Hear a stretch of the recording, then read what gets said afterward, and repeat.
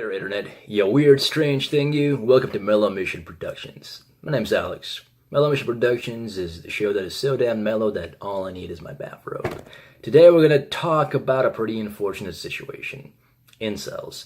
And this word was brought to my attention recently by Honey Badger Radio. They did a video on Jim Jeffries' treatment of a recent tragedy where a man who self-identified as an incel killed some folks, I think in Toronto. And this term incel I thought was just a meme, just something from the internet, but apparently, according to even some mainstream sources, which, whatever, it's a movement somehow now.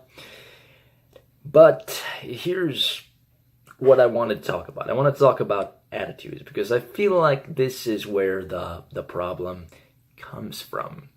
And these attitudes are borne out by the very words themselves. Words like loser and incel.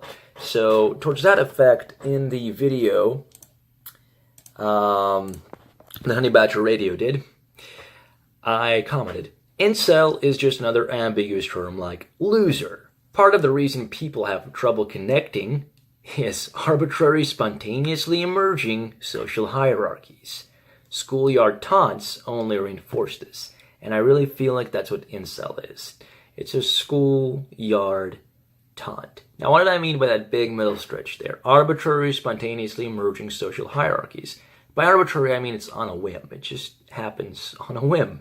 Spontaneous, out of the blue, and emerging. I'm referring kind of loosely to the scientific concept of emergent properties, where the whole has a completely different type of structure than its constituent parts that they on their own can't possibly have. Like with water, the fact that ice, the solid form of water, floats on liquid water is an interesting emergent property that has to do with covalent bonding and all of that jazz. But anyway,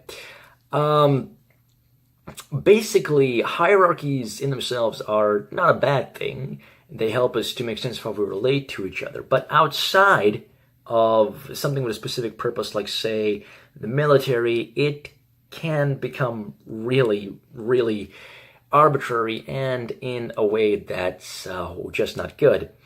And how is it that it has this ill effect?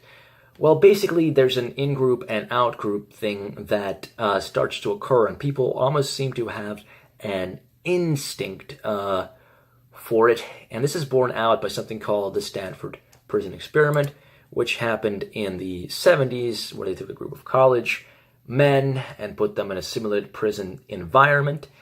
And basically the outcome of the experiment was that it was found that it's not the inherent characteristics of the person, but the situation and the perception of their relation to power that this had. So it kind of got tied into the Milgram experiment, which is where people were told by an authority figure to administer electric shocks, and normal people, in point of fact, did this to the point where somebody basically sounded like they had died.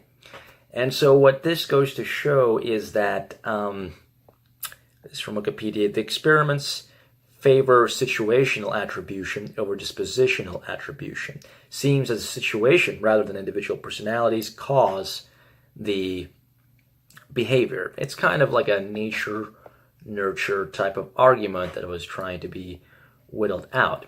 Now, I think that what this really shows in light of the incel thing is that incels are a self-identifying group, largely, and are also kind of like something that's cubbyholed by society. It's like there's a person that kind of has a vibe of being like a loser or not being able to make it with women, which for some reason that's viewed as some kind of marker of success. I don't know. Tesla was pretty weird, but he's fairly celebrated nowadays.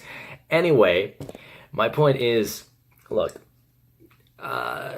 we're not doing people any favors with our attitudes that are poured out by these words. And I've seen marriages, friendships, all kinds of things ruined over this because people get their idea of what a partner should be, especially it feels like a male partner in terms of behaviorally. And even a person that's already in a relationship with this person will start to really latch on to these behaviors. And then when their peer group also starts to latch onto these behaviors because the observation's been made and that instinct for in-group and out-group kicks in, well, you get the dissolution of a marriage or a relationship, and then friendships also around the periphery of that kind of fallout. And it's just an unfortunate event that has to do with these, which oftentimes are just done as fun taunts, which is fine, but then there's also just the asshole aspect of it. And yeah, it's so sad when a meme from the internet, like Incel, metastasizes like this. It's cancerous. The only way that I see of solving this is for people to work on, forming deeper connections and seeing that oversimplifying things just because we have an instinct for it, should be guarded against. There's all this talk of evolutionary psychology, which it seems to be more or less solid way of interpreting the world, but even though we are dictated by various drives and things, that doesn't mean we're chimps. So let's stop flinging poo at each other, shall we? Cheers.